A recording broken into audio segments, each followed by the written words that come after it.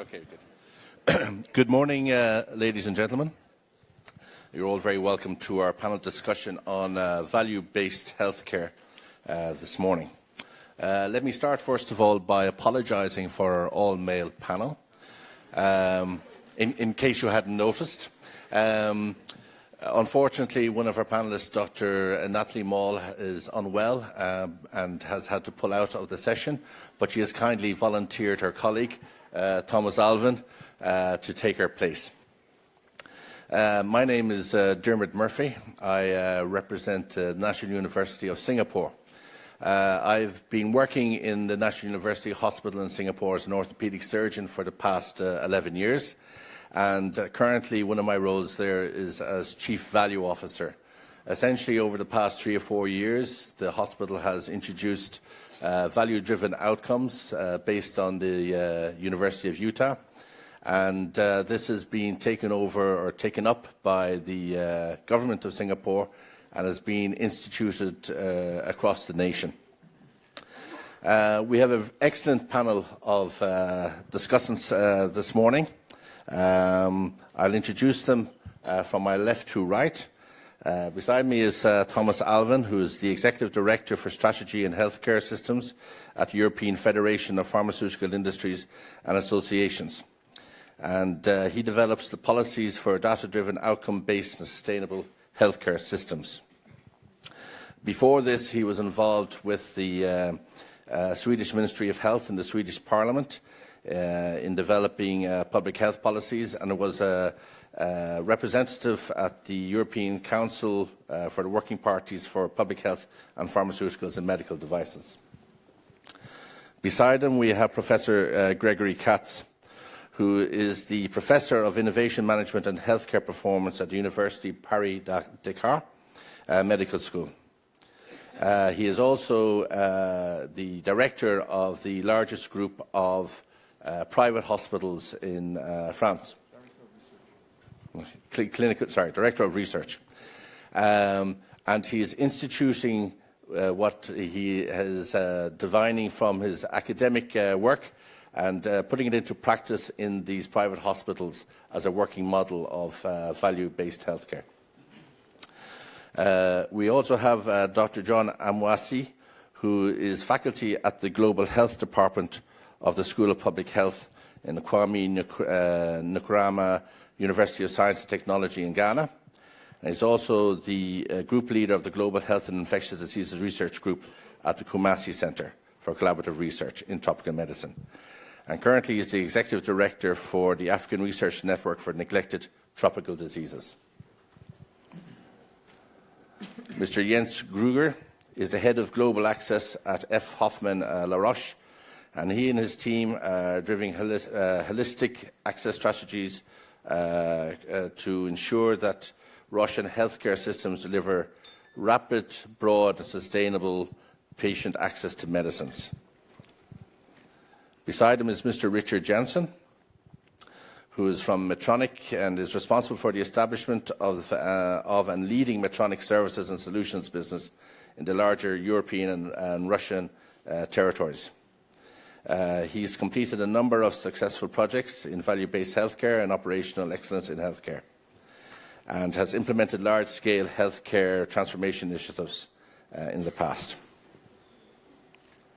And finally, we have Dr. Ricardo Baptista Leite, who is a medical doctor, but is a member of the Portuguese National Parliament and national spokesperson for his party, for health. He is Head of Public Health at the Catholic University of Portugal, Coordinator of Sustainable Healthcare at Nova Information Management School, and he's worked for over a decade in health information technologies. So this is our panel, and today we will be discussing value-based healthcare.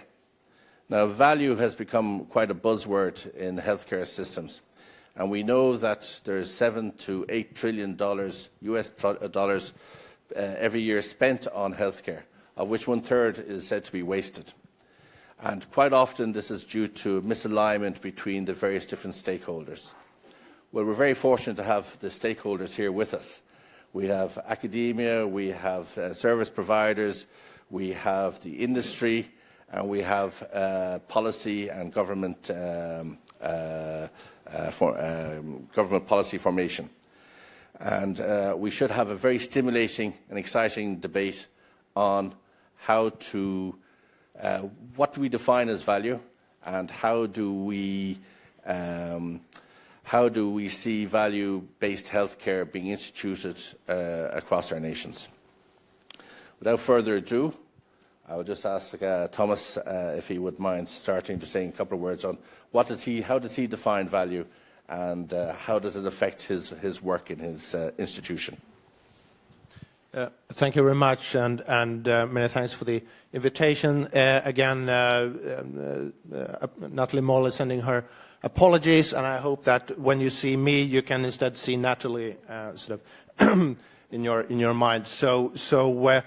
No, I mean, value-based healthcare, I think is true. I mean, it is to some extent a buzzword. Everyone's talking about it. What does it mean? EFPIA is this year entered into a partnership with ICHOM to try to have conversations around Europe on value-based healthcare. And ICHOM, for those who don't know, stands for the International Consortium of Health Outcomes Measurement, and is a global non-for-profit organization who works on promoting value-based healthcare, but more specifically, the core mission is to develop standards on how you measure outcomes throughout diseases and conditions. And this is really at the core to what we need to do. In order to have value-based healthcare systems, we need to measure outcomes in a comparable way. And so they work with in teams, interdisciplinary teams, with clinicians and also with patients, of course, to define for every condition or disease what are the outcomes that should be measured. And this is a mix of clinically reported outcomes and, very important, patient-reported outcomes. So everything from, obviously, mortality, but to degree of health, so pain scores, functional levels, can you get back to work, can you do... So things that are really important for the patients. What's the recovery time? Can they do their can they go back to work and have a social life, etc. So trying to get around 10 to 15 outcome metrics per condition. And the idea is really to have a globally accepted standards, at least the core standard sets on how you measure outcomes. Because we need to measure the same things, and we need to collect the data in the same thing. So it's obviously a lot of details on when you need to measure. It's case mix for doing risk adjustment, etc. But and it's also important to say that this is these outcome measures are agnostic to what type of intervention you do. So it can be surgery or pharmaceutical intervention that leads to these outcomes. But what we're doing this year with ICHOM is actually to organize a series of events around Europe. And we've been to Helsinki, Madrid, we're going to be in Brussels on Thursday, we're going to London, Lisbon, Rome, and other places, to really have a joined-up discussion with all the stakeholders on how to do the practical implementation of value-based healthcare and bringing it from a talk to actual implementation. And there I think it's incredibly important to have everyone on board, because value-based healthcare is something that not one part of the healthcare system can do on its own. And I think it's a lot of it is really about change management. And I think if you look at some not so successful attempts to implement value-based healthcare has often stumbled on one key stakeholder not actually being on board. So for instance, if the physicians aren't on board in a hospital, this won't work. And so everyone needs to see the benefits for themselves. And since data obviously is at the core of collecting the right data. I remember once I was at the annual conference of IHI, so the Institute for Healthcare Improvement in the US, a huge conference, and with mostly clinicians, healthcare professionals, hospital managers, and one of the biggest applause of that whole week, it actually got a standing ovation, was when one keynote speaker said, "We must stop the measuring mania in healthcare," right? And everyone stood up and applauded. And here we are talking about, no, we need to measure more data. And this is something we need to solve. So, and really, we can't just say we need to collect more data without really explaining why, what's the kind of value proposition of doing it. And that this is not only for comparing and for reimbursement models, but that is also something that comes back to the clinicians where they can see the benefit for their daily life in improving the health of their patients. So I think that's extremely important. But you need these conversations to really kind of de-risk this change, because it is a huge change. And in particular, if we talk about also rejigging the reimbursement models, how we pay for healthcare, to shift from a kind of fee-for-service type system towards more outcomes-based approaches, it's very easy that some will see themselves as losers or winners, and we need to have that conversation to really get people comfortable on that. Because I think that in the end, one of the big transformational shifts that value-based healthcare can lead to is to really start breaking down the budget silos in healthcare. Because in value-based healthcare, of course, you measure outcomes for the patients, but also the cost throughout the patient journey. So not just the cost of a single intervention, but the totality of it. And I think that's really the key for how to make healthcare systems more sustainable in the future. And here, this also, of course, comes to what you mentioned on sort of reducing waste or inefficient care, that only when you have an accountability for the entire patient journey and start measuring what are the actual outcomes, what are the costs, that's when you can see when things aren't optimally set up. So unnecessary hospitalizations, maybe patients need to stay in hospitals because there's no one to take care of them on a community level, for instance. So the only way to really get to the core of that is to have kind of a holistic accountability for the patient. And I would like to end on that, because I know we also discussed, is this just the latest fad? What's the difference with lean healthcare and all these other kind of management concepts? And I think lean, I mean, as you know, it started actually in the auto industry. So it's really a very industrial concept, production concept on how to make the processes more efficient, and it's really the process in the center. Value-based healthcare has a patient in the center, and that's why the measurement of patient outcomes is really at the core. And we're not really of course we're interested, but the main point is not what happens in between, what interventions are made, but did the patient actually get better? So this is not only a way to make healthcare systems more sustainable and focus on value. It is, above all, really the way to make healthcare systems more patient-centered, which is one other of the kind of buzzwords, but this is one of the ways to actually do it. Thank you very much, Thomas. We move on to Prof. Katz.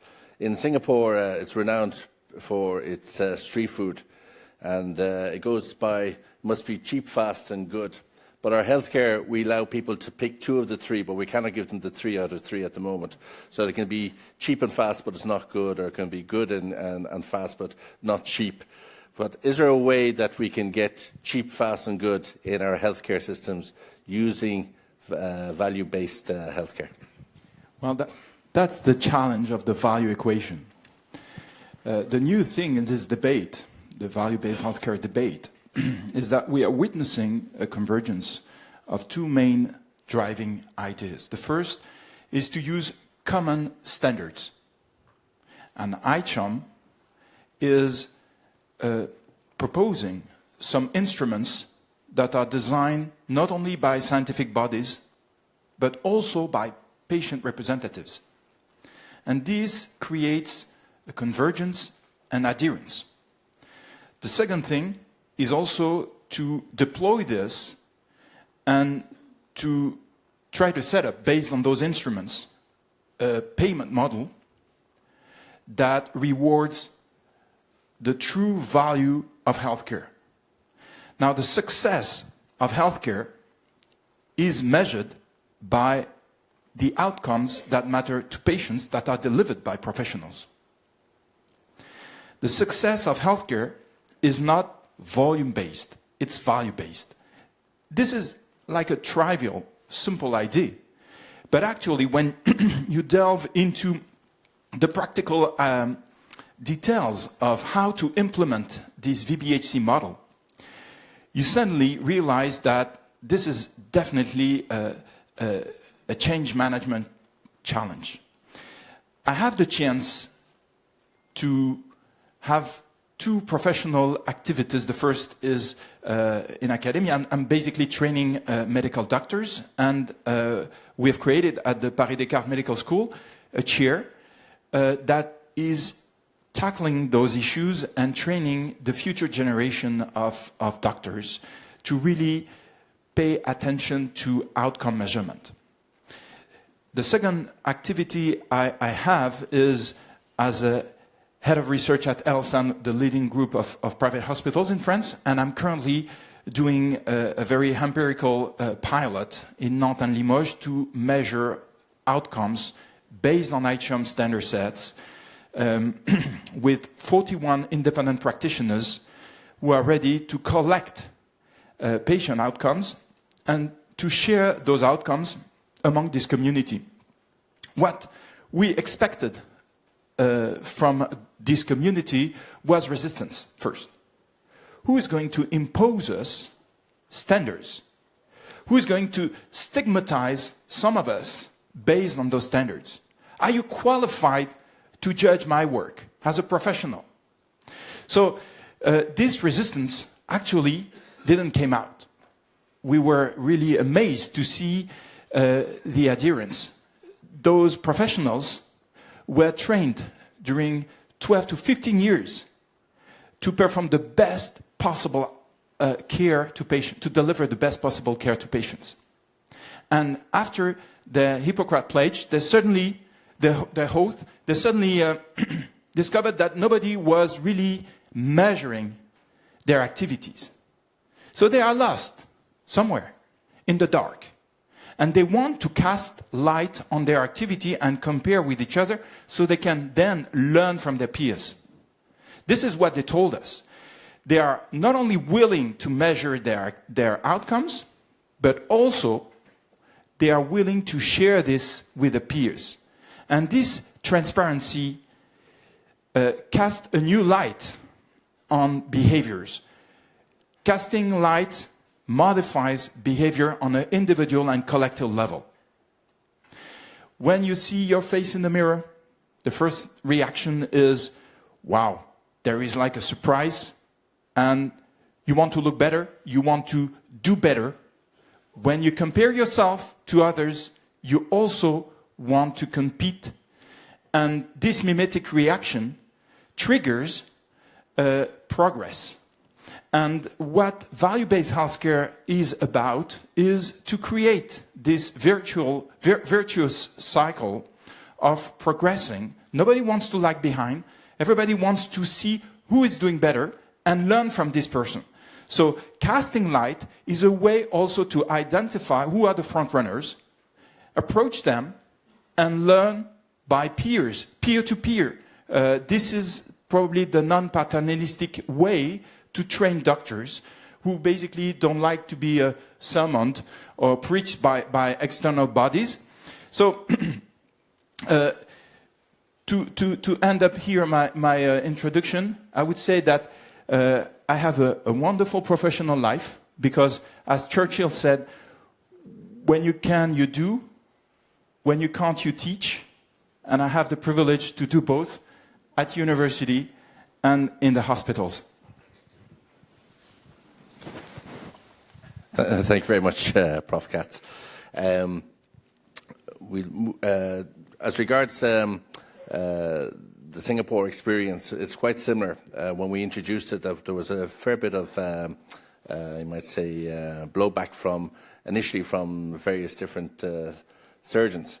But it was when we were able to show them the data and show them how they compared to their peers that they were able to do this, I might say, self-reflection and see were they as good as they thought they were, or how could they actually go about improving on their outcomes for their patients. So it was a very well worthwhile project. Thank you very much. We're moving on to Dr. John Amuasi, who is a clinician based in Ghana, and I'd like to get his input and thoughts on value-based healthcare in developing nations such as Ghana and other African nations. Thank you. No, thank you very much, and to my other colleagues who've spoken already, I think it really touched on very important things, and I'll also add just a little bit more to it.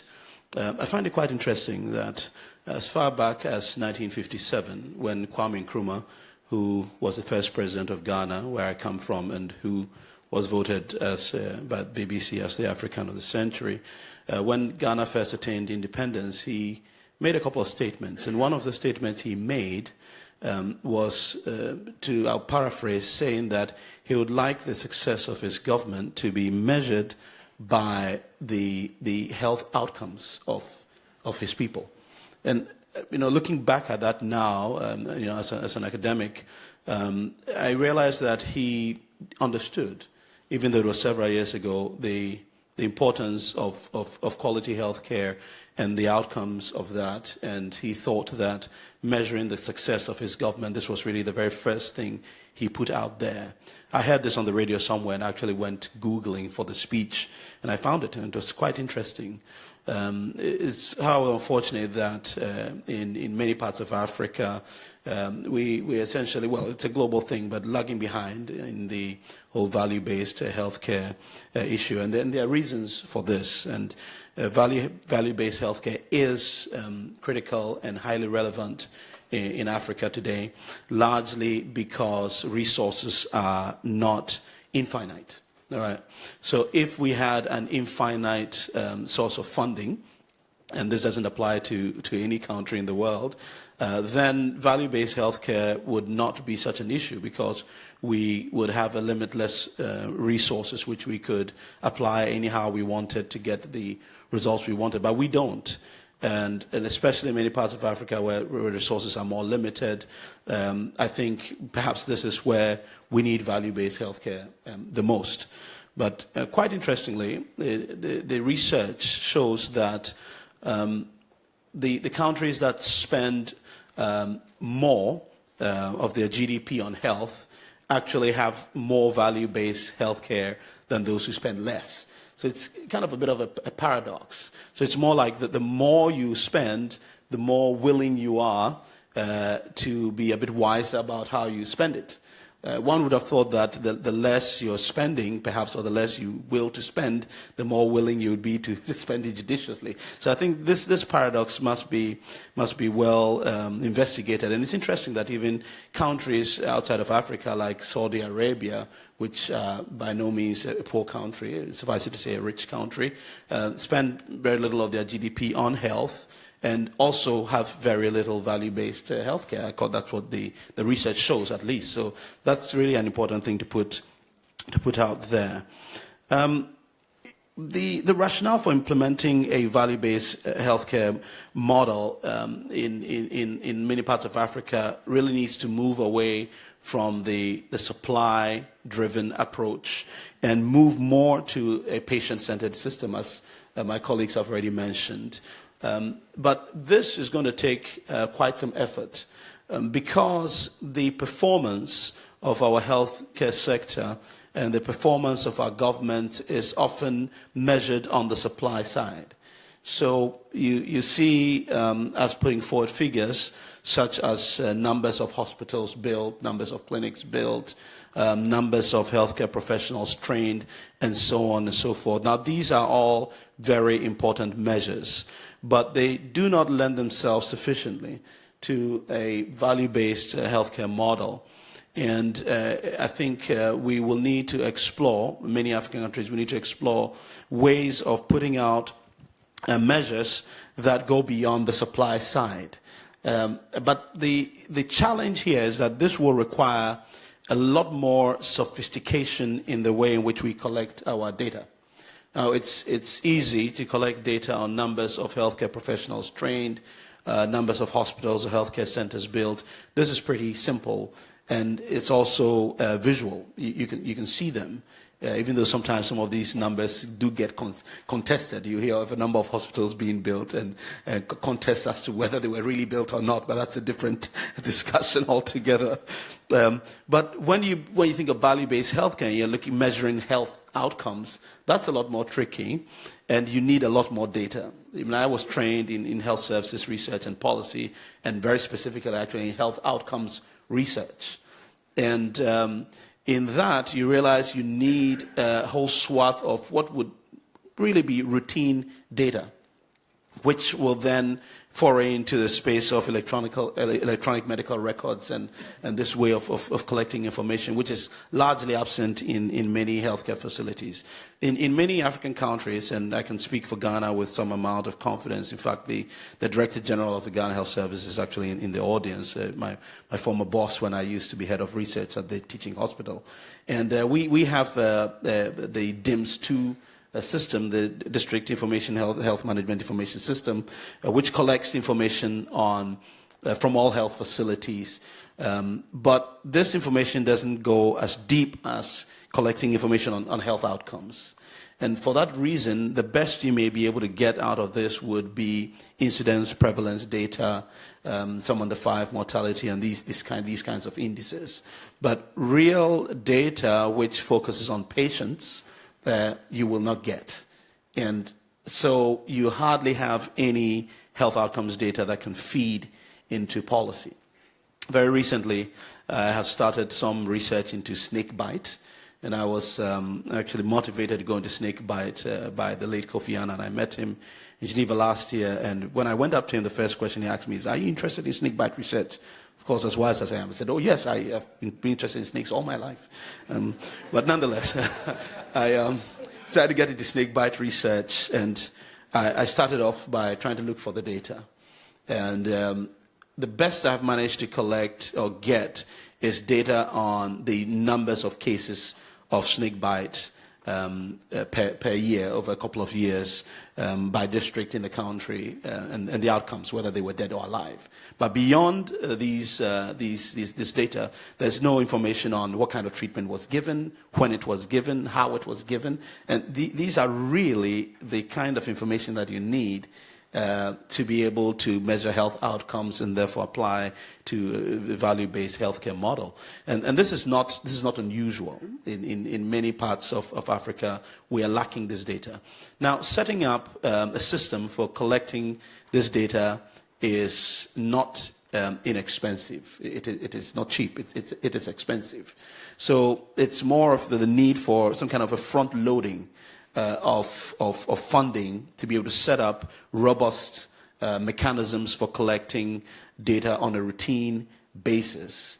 And then there's the added challenge of moving this data from the service to results, and then speaking to the policymakers to hopefully adopt these results, and then implementing and going back to measure the impact of it. So it's a whole chain which we are yet to really begin pooling on this chain.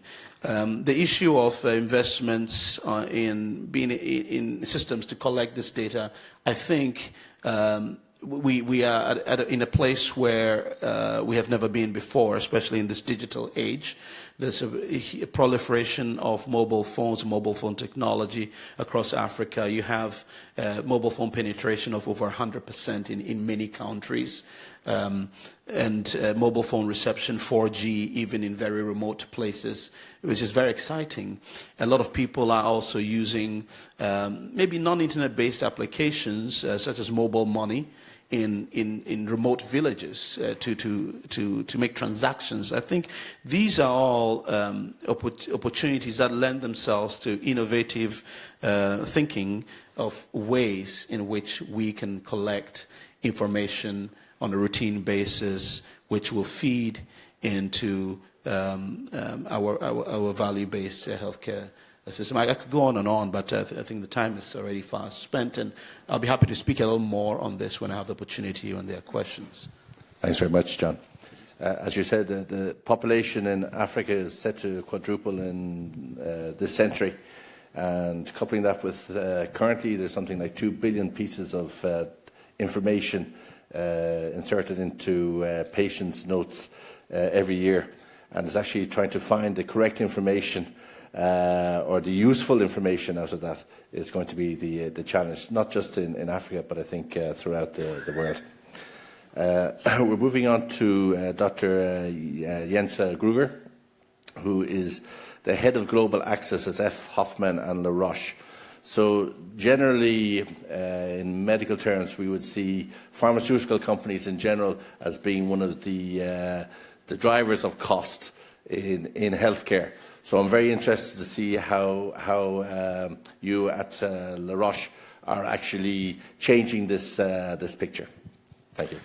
Well, thanks very much. And first, a declaration here that we are very committed to value-based healthcare, and I want to raise a couple of points why that is the case. It starts with the fact that value-based healthcare takes a true systems perspective. And I feel that in the past we have been focusing on components of healthcare. We have been talking about drugs, about devices, about procedures, other kinds of interventions, but we haven't looked at the connections and how they all come together to deliver value to patients and to the healthcare system. So this is an extremely important aspect for me, that we now have this opportunity to look beyond the individual components and truly focus on the outcomes.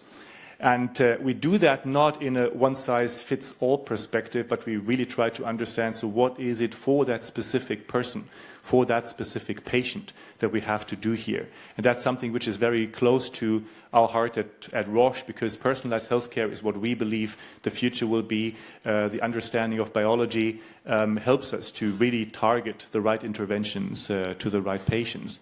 So from that perspective, it is the drugs which are important in that, and but it is the systems perspective that I really want to call out here as a key benefit of the value-based healthcare approach.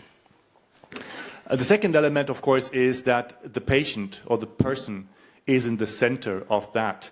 That is something which is critical, that we really understand what this has, what the implications are in terms of final outcomes for patients. Now, I also want to kind of add to that it's not, there are additional components of value that we need to consider in that.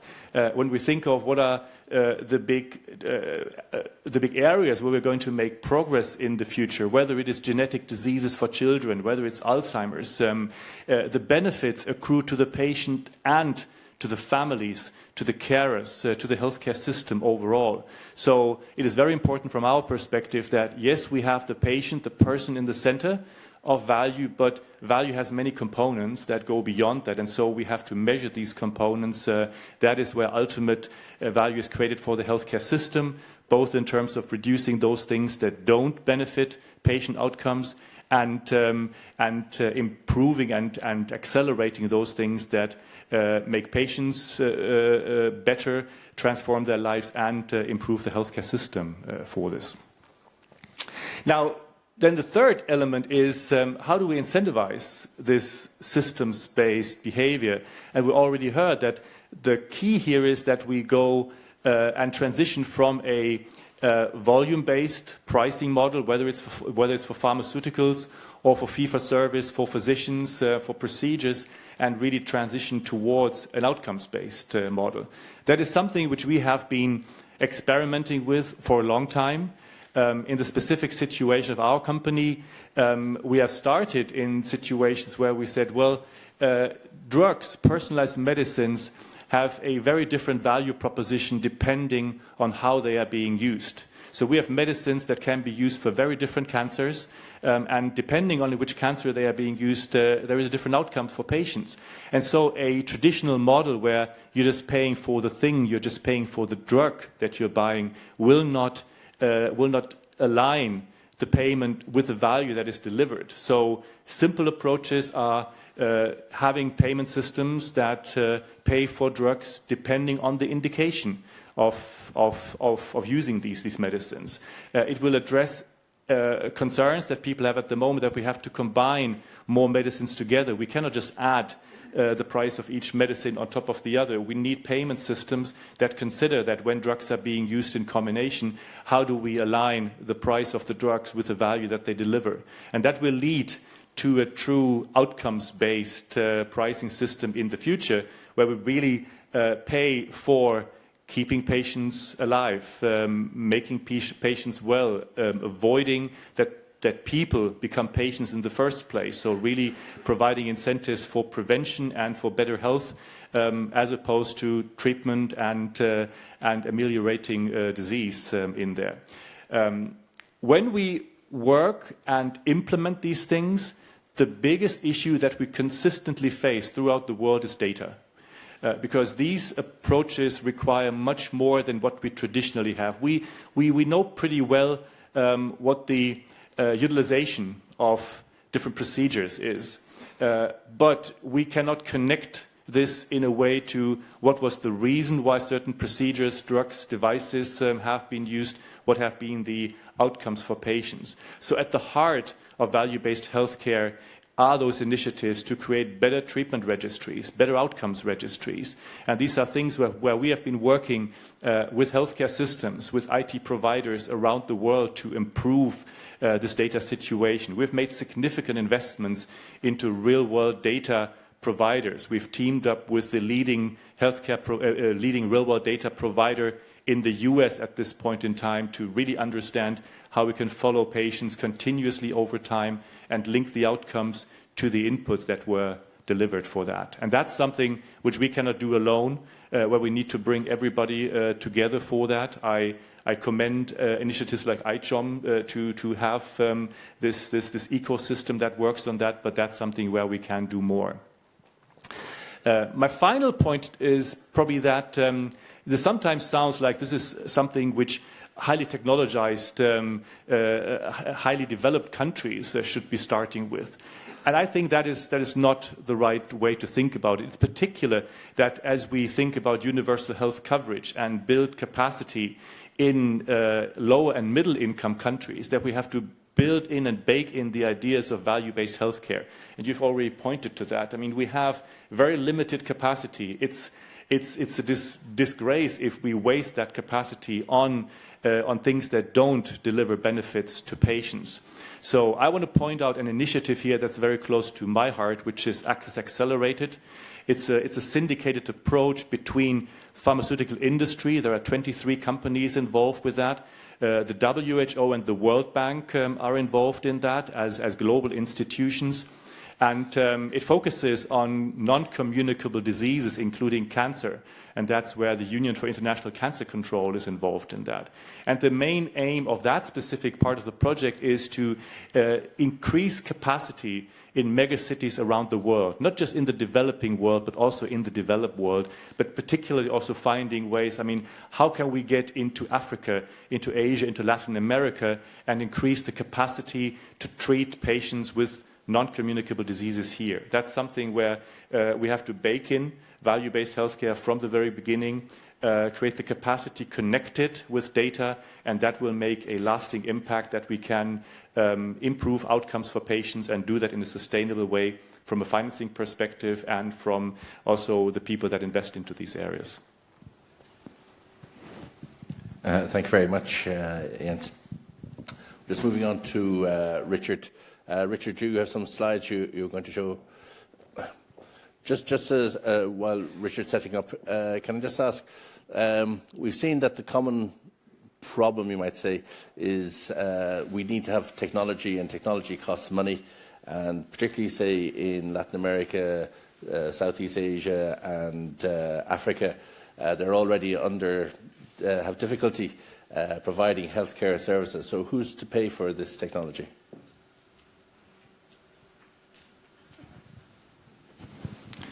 In the absence of this technology, we are paying much more because, we're not having a coordinated effect. We're just not seeing that waste that we have there. I think we need to bring in investors, industry, but also the healthcare systems to jointly fund these things. In the beginning, it will be a kind of startup financing that needs to be produced in here, but it will quickly pay out that we do these kinds of things, because then we can really ensure that we have efficient systems that avoid wasting precious resources. Yeah, who's going to pay?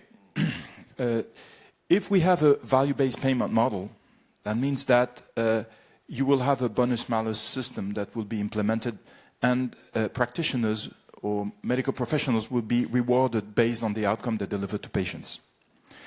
Now, so far, the discussions we are having with health authorities, at least in France, is this is an additional cost. Creating a PROM register for a given disease represents an additional cost. This is the cost of transparency, and there is a hidden cost of opacity. So the comparator is opacity. But because it is opaque, nobody knows exactly what's the cost of opacity. So there's no comparator.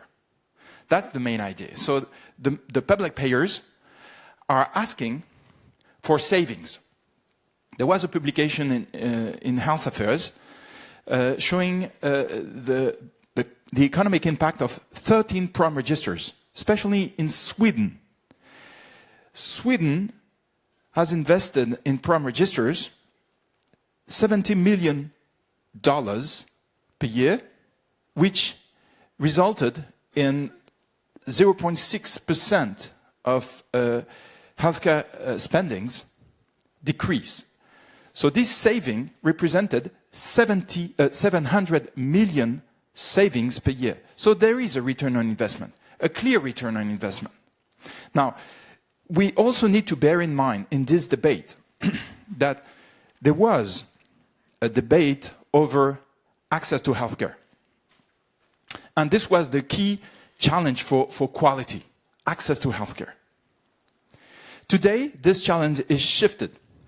Now we want access to equal healthcare outcomes. There is an outcome variation. The variation of healthcare outcomes is an important challenge for health policy. Take the UK, which guarantees through the NHS an equal access to healthcare in its territories.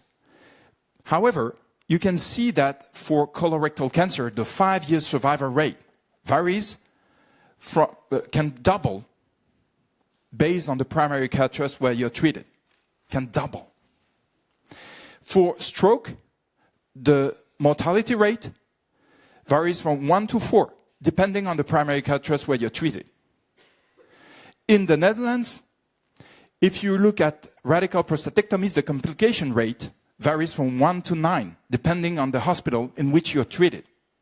And in Sweden, for cataract surgery, the complication rate, the capsule complications can vary from 1 to 36, based on the clinic or the hospital in which you undergo surgery. So actually, we are now starting to understand that the real challenge for healthcare today is to reduce this variation in healthcare outcomes and to guarantee to each single citizen, which is also a taxpayer, an equal access to health outcomes and not only to care. Thank you very much, Prof. Katz. Sorry for keeping you, Richard. Richard is from Medtronic, and he is responsible for leading their services and solutions business.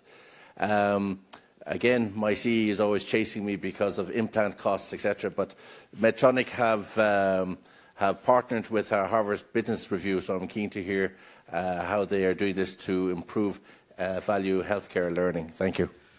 Yeah, thank you. I'd like to carry on where you as a chair actually kicked off. You were mentioning a bit provocative whether this was a buzz and whether value-based healthcare was here to stay or whether it was something just fashionable. I'd like to go back more than a decade ago because the theory of value-based healthcare has been well described in this book, Value-Based Healthcare, by Professor Thijsberg and Professor Porter, and I believe it's still very valid today. So let's just stop and pause at the annual budget that we spent on healthcare. It's been addressed on a global scale. I have here the European numbers. We're talking about $1,500 billion of budget that we spent in the European Union. This is more than $4 billion a day.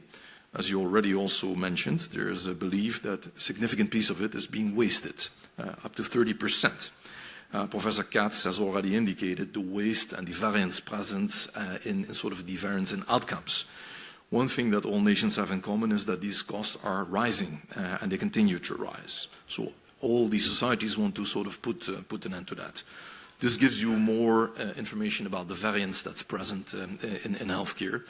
And when you ask what's the value for money we get from this 1,500 billion, of course you have to take into account that indeed this access to the same level of healthcare is still a significant issue. These numbers speak for itself, but it's strange to see a 36-factor complication in a modern country like Sweden in a therapy for cataract surgery, and there are many, many other examples here. There's some other things that wonder or make us wonder what's the value we get from healthcare. One of the things within this 1,500 billion budget is, for instance, the access to healthcare varies significantly across nations. I've listed here a number of modern nations within the European Union where the likelihood of getting treatments can difference between 3 or 2 factors. So the likelihood of getting a coronary artery disease treatment called stenting in Spain is much less than, for instance, in Germany. And I don't think all those nations are right. Probably the truth is somewhere in the middle, meaning that there's also significant variance in the number of treatments happening, causing part of the waste within the system. And let's remember, that's a waste estimated about 500 billion per year. So more than $1 billion per day, more than twice the expenditure of healthcare in a country like Germany per annum. Also the reimbursements. If we look at reimbursements, and I've tried to map here the reimbursements that are there for replacement surgery for hip, one sees that there's a very widespread in terms of reimbursement present across the countries. We cannot justify this widespread because, for instance, of labor cost. One also sees that there's a 109% difference between a country like France that neighbors with Spain. So there's a widespread variance available in the system that I believe is part of the problem, and that's exactly the problem that we need to address. So the situation is rather grim. On the other hand, also, if societies are saying 1,500 billion is the max, we're not going to spend more, this also indicates that within the system there's sufficient pockets of waste. If those are addressed, they can then be redirected to access to new forms of healthcare and new treatment options. So you may wonder, how does Medtronic want to play a game in this? I've stolen a slide from our CEO, who's actually made that part of our strategy, where he's asked us to go beyond our medical devices and, as the largest medical device company in the world, take an active part in the drive towards value-based healthcare and finding solutions for these universal problems. The reason being, as the largest medical device company, we're of course part of this ecosystem. And if the ecosystem is suffering, we're suffering as a part of that. So that's the core of our beliefs, why we want to be part of that. For us, that starts first and foremost with meaningful innovation. So before we introduce a medical device, a medical technology, before it actually hits the drawing board, we ask ourselves, does this add value?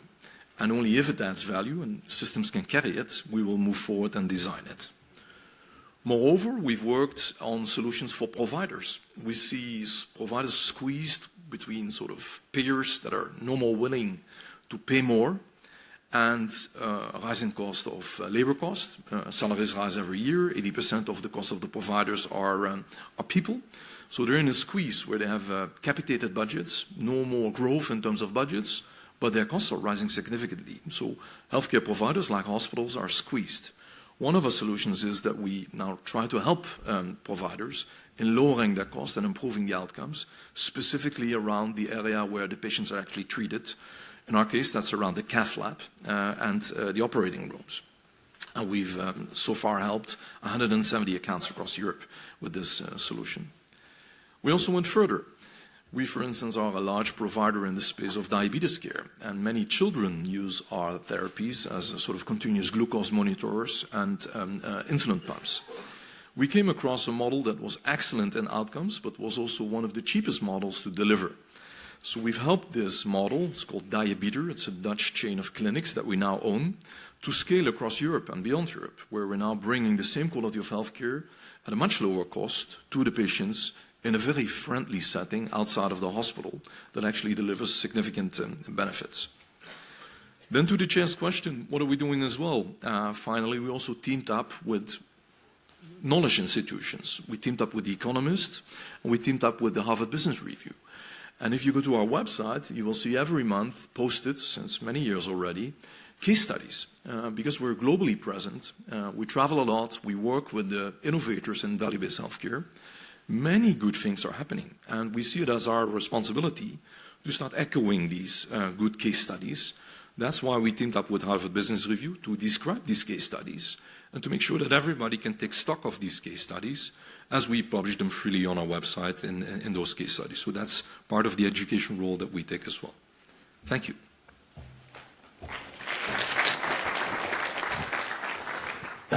Thank you, Richard.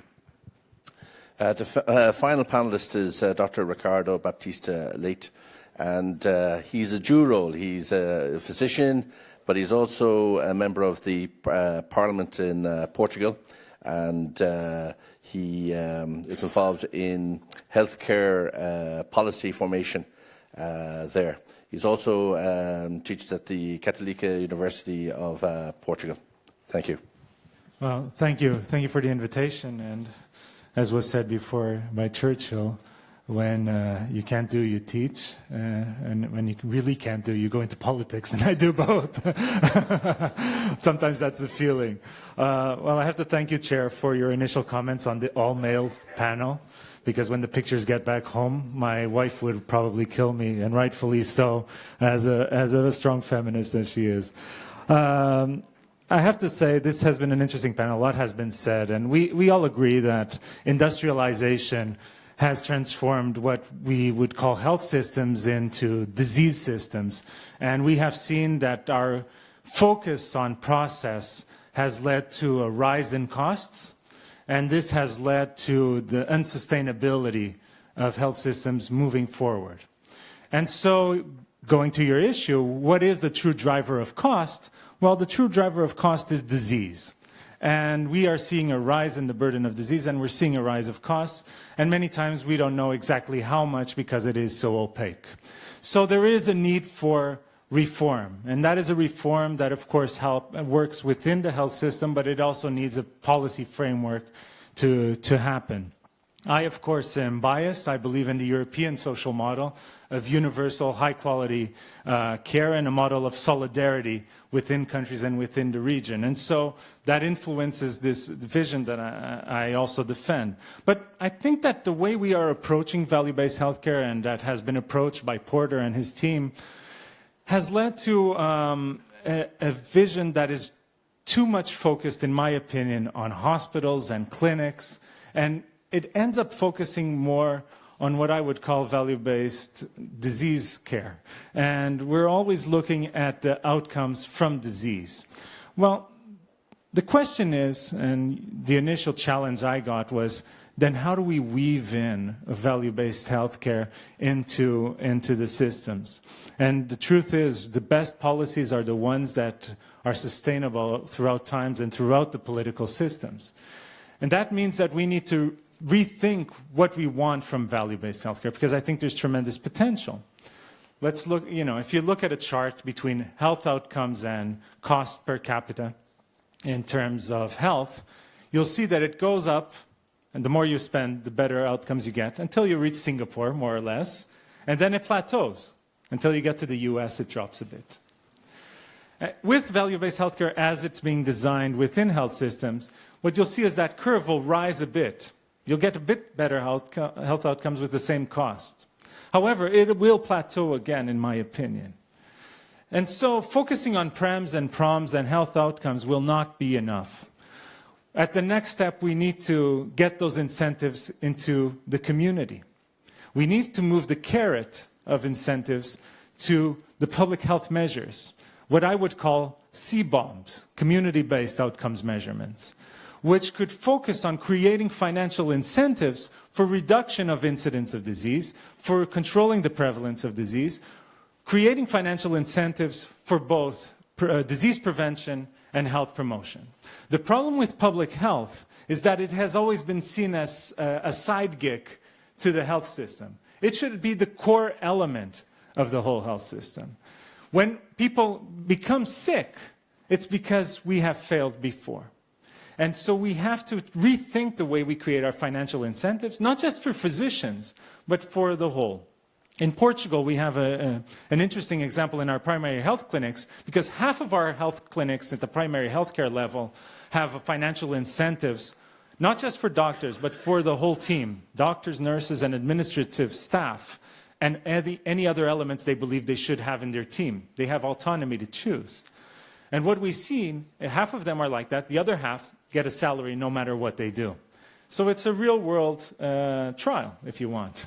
And when we look at the data, when you have the incentives, we have around 70 to 80% of our diabetic patients controlled, almost 90% of our hypertensive patients controlled. When you look at the other side, it's down to 30, 40%. So it goes to show, if you put the incentives in the right place, it can work. So if we're able to do this and reshape the way we think our system and moving towards this, this community-based approach, then we can redesign how we use technology. And when I was deputy mayor and councillor in my city, we started to look at outcomes and indicators at the zip code level, trying to geo-reference indicators so that when we redesign policies, we can actually see where we can be most impactful. Everybody talks about the importance of mental health. Well, what we did is, since we have electronic prescription, we saw at the zip code level where we were prescribing most antidepressants and benzodiazepine drugs. So this is one way. When we talk about artificial intelligence or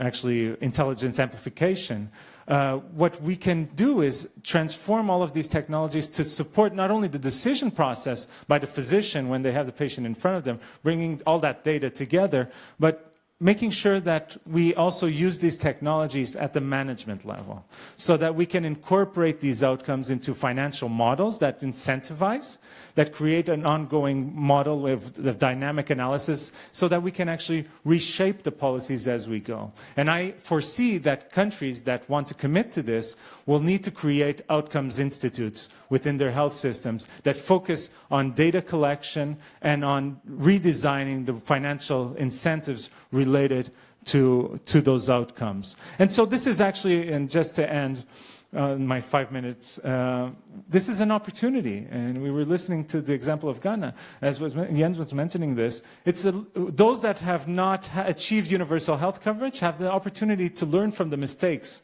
of many countries, as many of those us in here in Europe, to leapfrog and to focus on what matters, on getting better health outcomes for the patients who inevitably get sick, but also making an effort to weave into the system a public health incentivized approach so that we can focus on lowering the burden of disease, because that will be the only way to free resources for us to be able to finance innovation in the future.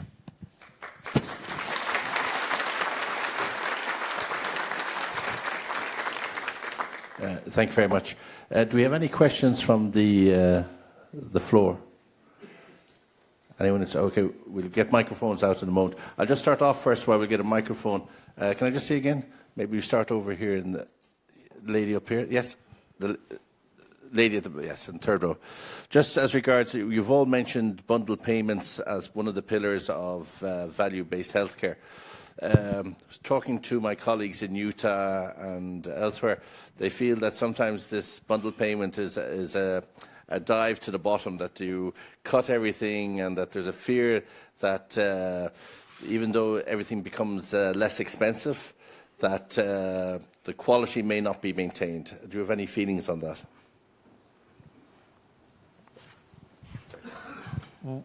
Well, then I would say that the bundle payment system has not been created in the right way. I mean, and I think it's very important that value-based healthcare is about a race to the top and not to the bottom. And of course, you could say, if you're crass, you can say that, well, if value is outcomes divided by cost, an easy way to improve value would be just to slash cost enormously, right? And that's not where we want to go. We want to go to a race to the top. So in all these models, the outcomes must be the first, must really be a center stage. And I think just to follow up on that, on what Ricardo said, because I think it's very true that we must also think about how to do value-based healthcare for not only for specific conditions, but also in a more holistic way. And I think we talked a lot about cost drivers, and one of the big cost drivers is, of course, multimorbidities. So how do we measure outcomes for patients who have several chronic diseases and get that into the system? Because that would also be a huge beneficial driver, and also really incentivizing prevention, which again, prevention is something, we talk about all the time. We should do more prevention, but in reality, most European governments spend quite little on actual prevention. That would send a positive signal towards the entire system, the healthcare systems, but also the life science industries, to invest in the right kind of innovation that is needed for the patients. Thank you, Thomas. Can I get the people who are asking questions, if you would just introduce yourself, and also just to state whether your question is for a member of the panel or for the panel in general. Thank you. Thank you. I'm Anashwara Kovital, and I come from India. I've been working with communities to improve the access to affordable and quality healthcare services in India. So coming from a country where every year approximately 55 million people are pushed into poverty because of out-of-pocket expenditure in healthcare, value-based healthcare is a necessity for us. And it has been wonderful to see all stakeholders of this value-based system in the panel, except for civil society. So we as an organization have been working for 3 years trying to build a network of healthcare industry experts, pharmaceuticals, healthcare providers, governments, local administration, and civil society. So this question is coming from what Mr. Ricardo talked about, community-based outcomes. We have tried financing community-based, we have tried incentivizing community-based outcomes, not just to doctors, nurses, frontline healthcare providers, but also to community healthcare ambassadors. So we have tried piloting in 6 states in India on how community can be mobilized to be entrepreneurs of healthcare in their own villages. So this question is coming from my own experience in these areas. There is a lot of information asymmetry when it comes to the last mile benefactor who is accessing this healthcare provision. As policymakers, as companies, as pharmaceuticals, as industry, we decide policies, we make schemes, we make requirements. But how do we make sure that the patient or the person who is accessing these are also a part of this process? How, as a part of some sort of design thinking, how can a benefactor be also a better part of this process? How can information asymmetry be reduced in this process? Do you want to address it to any particular panelist or to in general? Anyone in the panel can answer. Thanks, John. Thank you for that question, and I think it speaks to one of the points I'd wanted to make, in which I think the last panelist also made mention of. The need to involve the people themselves in the entire process. I'll give you an example, which is more of a kind of a household example. I've been looking at ways of cutting down my spending on electricity at home, and what I normally do before I go to work is to go around and turn off all the light switches. Until I had a bright idea last week, I gathered my household and I told them that what we're going to do is this: we're going to measure our electricity consumption every month. And if we're able to cut it down, whatever we save, we're going to go out and have a nice time with those savings. So here I'm trying to involve them in the process of valuing a cut down in spending of electricity per month. But, well, that's just a household example. But, bringing this forward into the value-based healthcare model, and I was having this chat with a colleague from the Wellcome Trust just before I came into this session regarding how the population themselves need to have an appetite for value-based healthcare or an appetite for outcomes that are good. More often than not, our governments will put forward results, like, as I mentioned before, numbers of hospitals built, number of healthcare workers trained, and other indices. And they put this before the population and say, here it is, we did a good job. But, and there's little incentive for politicians and policy makers, not the policy implementers, the makers, to put forward statistics like outcomes. But I think until we create a system where societies will make a demand for these things, then the incentive to put these on the front by the policymakers is rather low. And I see no better group to do this than civil society organizations who have the ears on the ground at the grassroots level, able to provide information to people at the grassroots level so they can, for lack of a better word, agitate for measures that would allow for outcomes to be measured and also to be used as a reference for the performance of a government. And I think she really hit the nail on the head, and we need to look seriously at ways of getting people, and I say this from a developing country perspective, to value outcomes and make a demand on governments for these. Thank you very much. Just to follow on, it's not just India. Even when they surveyed the people in Utah as regards what they thought value for in healthcare meant, most of them said out-of-pocket expenses. They wanted those reduced. And it came in, I think, third after the doctor smiled and was nice to me. So service came higher than, say, my health improves. So that's something that's across the world, not just in India. Richard. Yeah, I also wanted to comment on your question.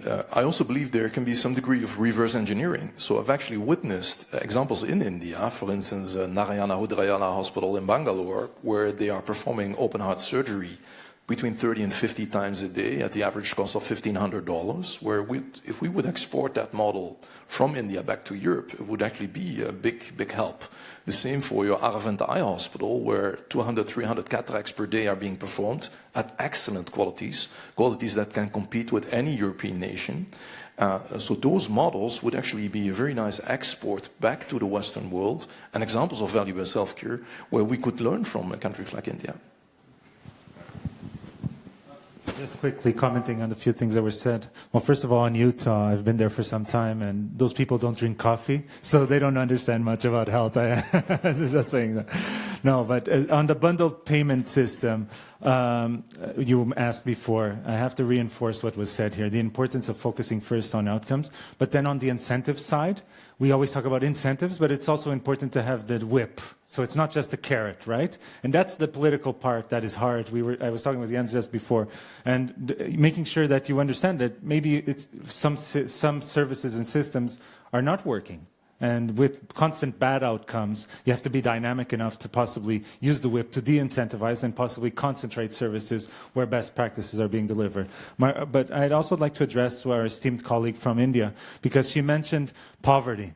And I said the disease is the main driver of cost, and poverty is the main driver of disease. So it is a vicious cycle, and I agree it is important for civil society to be involved.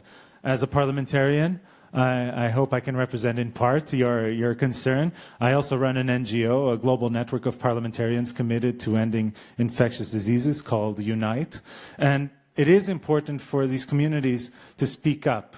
But it is important also for political leadership to be clear on the need for patient and, I would say, citizen involvement in the decision process. Because the way we are dealing with this, and I think the PREMs and PROMs go somehow in this direction, it's a feedback system. But the way we design systems also has to be designed at the beginning, by default, also with the involvement of patients and citizens. And many times, in many countries, that is not part of the political philosophy, if you will. And even in my country, we have been fighting for the involvement of citizens at the beginning of each process to have a seat that is not just as an advisor, but can actually have an active role in redesigning systems so it can go into the direction of the citizens' interest. But it's clearly something that at the global level, I think we need to all learn from each other. And with your such a strong democracy, I'm sure you can teach us all also. Thank you. Thank you. There's a gentleman in the second row here, and then we have another gentleman here. And my name is Zaven Kasturian. I'm the former director of Office of Alzheimer's Research at NIH. Now I serve as the editor of a journal, Alzheimer's and Dementia. My question has to do with really if the panel could address the sleeping giant in the healthcare issue by defining what you mean by health. Health is a sort of very abstract concept.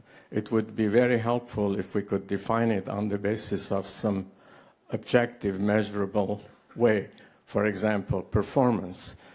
And I would argue with you that really disease, perhaps, yes, it's an important driver, but more important driver is the decline in performance capacity of an individual.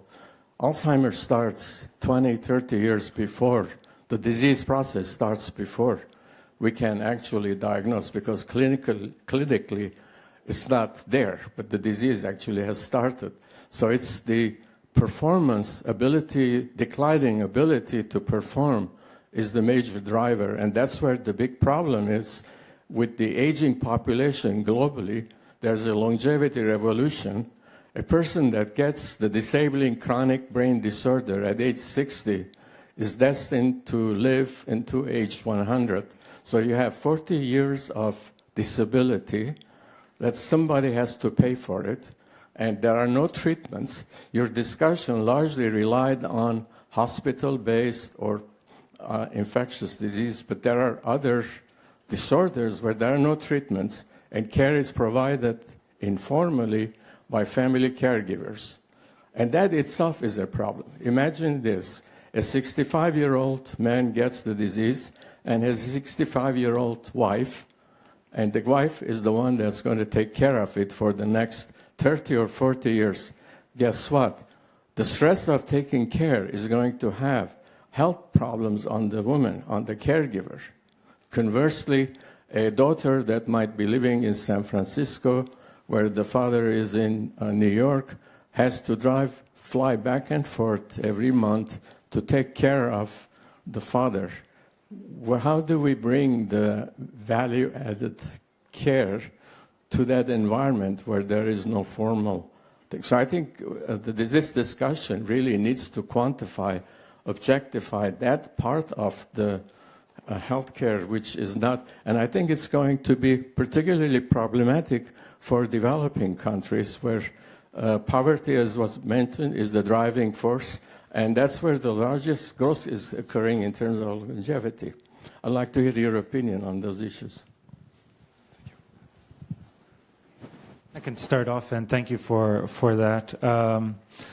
I argued precisely that there is a need to go beyond the hospital and the clinic, and what you were mentioning, I think, resonates with that. If the system is designed only within the hospital, we will only find those people you were mentioning whose performance and disability is being affected at a later stage. What you are arguing, and I agree, is that we have to create systems in which we create incentives for early detection so that we can act preemptively. And that, I believe, is possible if we adapt this value approach to this community-based approach. Another issue you raised, especially in regions like Europe where we're seeing an elderly population growing, is the social impact.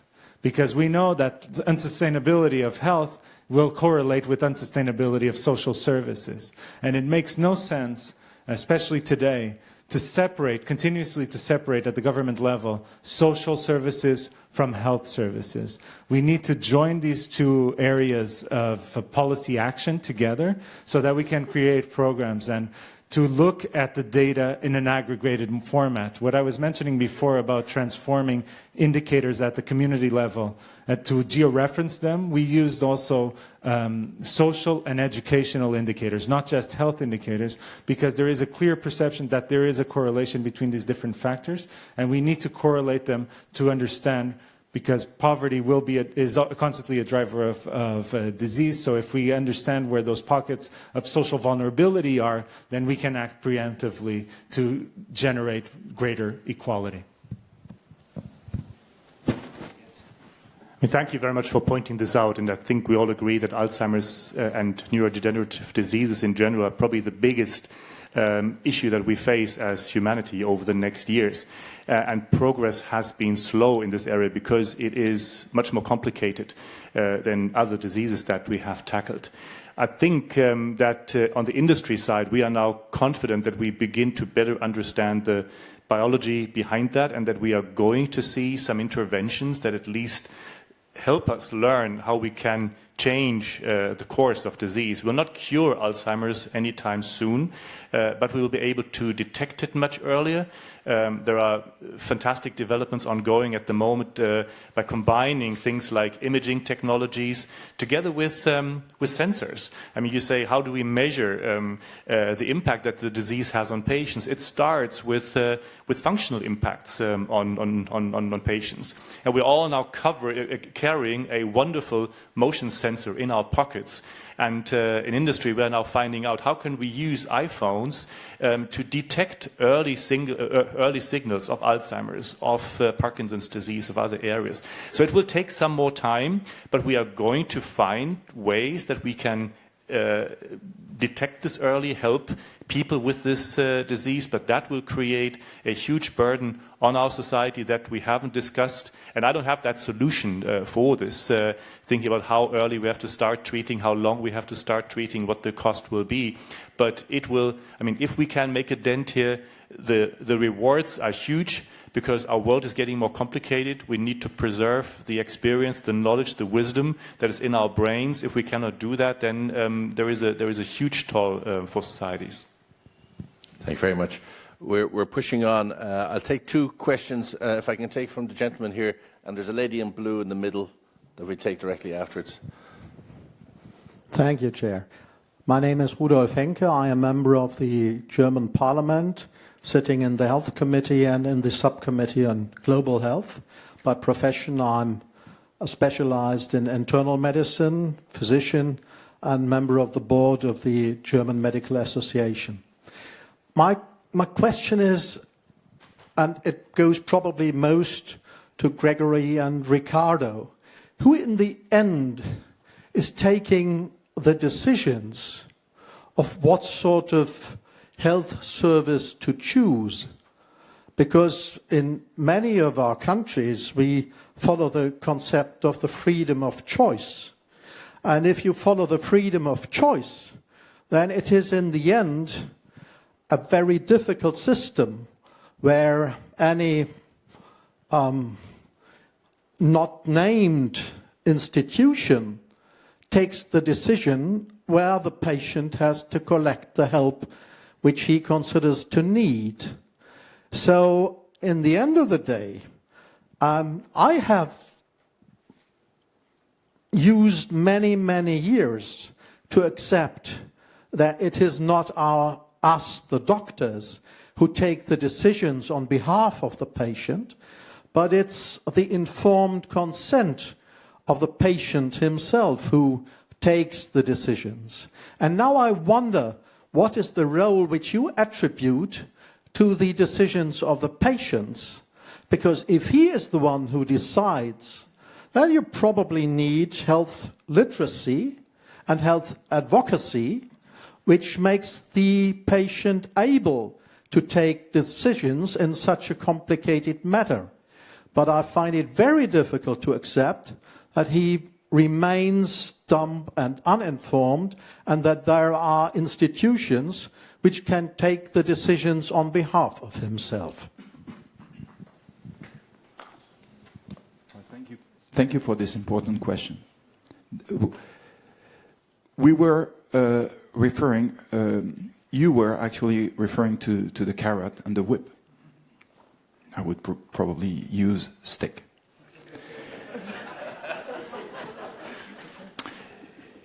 You have economic incentives, the carrot. But you also have a reputational stick. So reputation is going to be increasingly important to allow patients and their relatives to choose freely where they want to be treated or not. Until now, it's based on referrals. So basically, a doctor refers a patient to a hospital or a peer, okay? So this is what we are currently witnessing. There is now an emergence of hospital rankings based on outcomes. Look in the US, you have hospitalcompare.gov, where you have complication rates, unplanned readmission rates, and value for money. This website is accessible to every US citizen, even abroad. So let's imagine you're based in Boston, someone is affected by stroke, and you want to choose a hospital to treat this person. You will see in the vicinity, in the area of Boston, where you can treat this patient. Based on outcomes, you have 3 or 4 different hospitals, and based on those options, you make your own choice. You have the patient active file, so basically the volume, because volume is an indicator. It's an indicator, I agree with you. It's probably not the only indicator. And you also have an outcome-based indicator. Unplanned readmission, when the patient leaves the hospital and then has to be in emergency, has to go back to the hospital because it was not stabilized, he or she was not stabilized, there is a problem here. And then you can also deduce that maybe the hospital team is understaffed, so maybe you have a problem here. The allocation of resource has an impact on outcomes. But the main idea here to drive this or to reinforce the freedom of choice in the health system is transparency. We tend to underestimate the power of transparency. Basically, as a professional, everybody is looking for money or glory. Okay? With the value-based healthcare, you combine the two. Because transparency is a one-way road. You cannot go back in transparency. As soon as you enter in this mechanism of disclosing your outcomes, then your peers know your achievements, your patients and your future patients know also your achievements. And what we're witnessing here in France with the medical community I'm working with on this transparency model is that doctors are anticipating litigation with patients because, of course, when the patient documents the outcomes before and after surgery, let's take a simple case. Let's not use a complex case with chronic diseases. Before, after, you have a delta score. If there is an added value after, that shows that basically there is a medical benefit, and for that, the doctor is rewarded and the outcome is disclosed. Okay? So the doctor will increase its influence and attract from peers more patients, right? So there's also a volume effect. If not, the idea is to force or pressure this doctor to train his or herself and approach other doctors who have better outcomes and improve and spark some progress in the system. So here, transparency is a key ingredient. It's a major, central catalyst to not only promote medical training, but also to trigger a more balanced system among the players, because so far, if you think about your own experience, when you're in doubt regarding a doctor competence, basically what we do is word of mouth. We tend always to ask people, what do you think of this doctor? And people look at the tie collar. This is how we basically look at doctors, or titles, business card. This is also, the kind of stupid proxies we have to assess the value of a doctor. Now, doctors are going to compete on outcomes. Hospital settings are going to compete on outcomes. Drug manufacturers are going to compete on outcomes. Medical device providers as well. Everybody's going to compete on outcomes, and payers will pay accordingly. Thank you very much. I know Ricardo wants to get on this one, but we have somebody who's been patiently waiting to ask a question. So we're nearly finishing our session, so you have the privilege of the last question. Hi, my name is Ifeamaka Richardson, and I go to high school in America. My question is directed to Mr. Amuasi. Earlier, you stated resources in Africa are limited because funding is finite, which affects healthcare poorly. So my question is, do you think the government must step in and fund healthcare more for it to improve, or are there ways to improve healthcare in Africa? Thank you. All right. Thank you very much for that question. A good question. Ways to improve healthcare financing in Africa. Well, this has been discussed in several different forums, but it's very important to know that for many African countries, the healthcare budgets are financed by development partners. All right. So in many countries, about 50% of the healthcare budget will be financed by the USAIDs, by the DFIDs, and the other partners. It has been a subject that's been debated for a long time, whether this should actually be the case, and the extent to which overseas development assistance for health actually sort of crowds out or squeezes internal financing for health and sort of displaces funding to other things. I do not have the answers for you, and I can point you to resources that have looked at this intensively, but I think that the simplest way of improving financing for health care in many developing countries is largely by generally improving the earning capacity of its citizens. I think this is the singular most effective approach.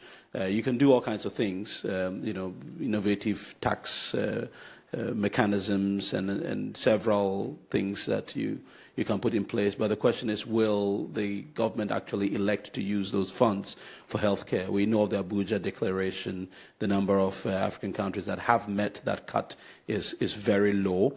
And in actual fact, the country where this declaration was made between 2017 2018 actually reduced their healthcare spending by a little bit.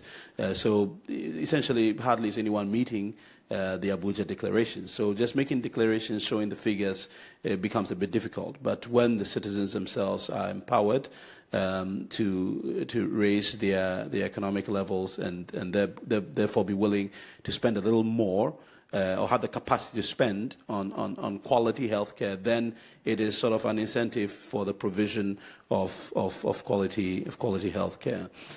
One thing that we also need to note is the different landscape in Africa when it comes to payment and financing for health care.